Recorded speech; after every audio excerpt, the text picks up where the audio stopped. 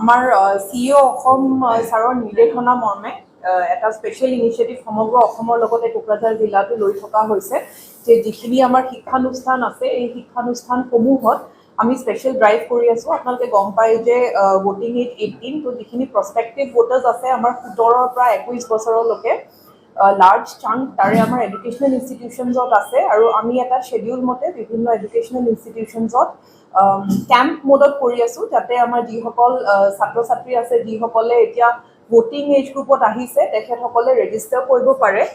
ইয়াতে কেইটামান কথা মই উনুকিয়াই দিব বিচাৰিছোঁ। এটা হৈছে যে ৰেজিষ্ট্ৰেশ্যনটো অফলাইন বা অনলাইন কৰিব পাৰে আৰু অনলাইন ৰেজিষ্ট্ৰেশ্যনৰ লিংকটো হৈছে voters.eci.gov.in।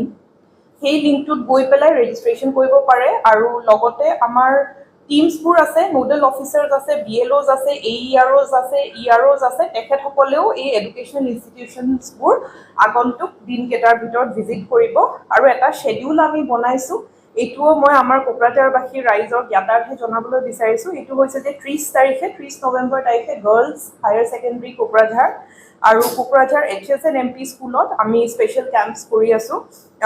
1 ডিচেম্বৰ তাৰিখে Don Bosco school, UN academy, Dineshwar Brahma engineering college আৰু দেৱৰগাঁও স্কুল এইকেইখনত আমি স্পেচিয়েল এডুকেশ্যনেল কেম্পছ কৰি আছোঁ, special camps in educational institutions কৰি আছোঁ।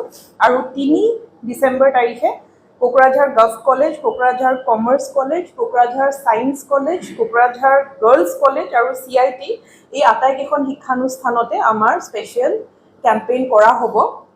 ইয়াৰ লগতে আৰু ক'বলৈ বিচাৰিছোঁ যে আমি ইতিমধ্যে যিসকল আমাৰ বুথ লেভেল অফিচাৰ্ছ আছে তেওঁলোককো নিৰ্দেশনা দিয়া হৈছে স্পেচিয়েল কেম্পছ বা যিখিনি পলিং ষ্টেচনত ৰেজিষ্ট্ৰেশ্যন কৰিব পাৰি সেই প্ৰচেছটো কৰাৰ কাৰণে 26 আৰু 27 তাৰিখে আপোনালোকে গমে পায় যে এইটো প্ৰক্ৰিয়া কৰা হৈছে, এটা ৰাউণ্ড কৰা হৈছে আৰু 3 আৰু 4 ডিচেম্বৰ তাৰিখে আকৌ নেক্সট ৰাউণ্ডটো আমি কৰি আছোঁ।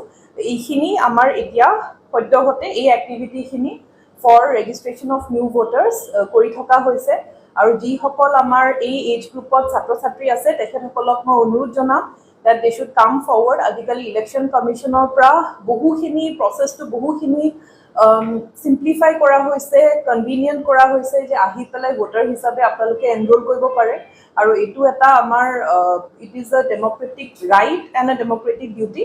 তো মই কোকৰাঝাৰৰ সমগ্ৰ যিসকল ছাত্ৰ ছাত্ৰী বা যিসকল লোক এইটো এজ গ্ৰুপত আহিছে মই অনুৰোধ জনাম যে আপোনালোকে আগবাঢ়ি আহি ৰেজিষ্ট্ৰেশ্যন প্ৰচেছটো কমপ্লিট কৰে যাতে নতুন ভোটাৰ তালিকাত আপোনালোকৰ নামটো সন্নিৱিষ্ট হয়।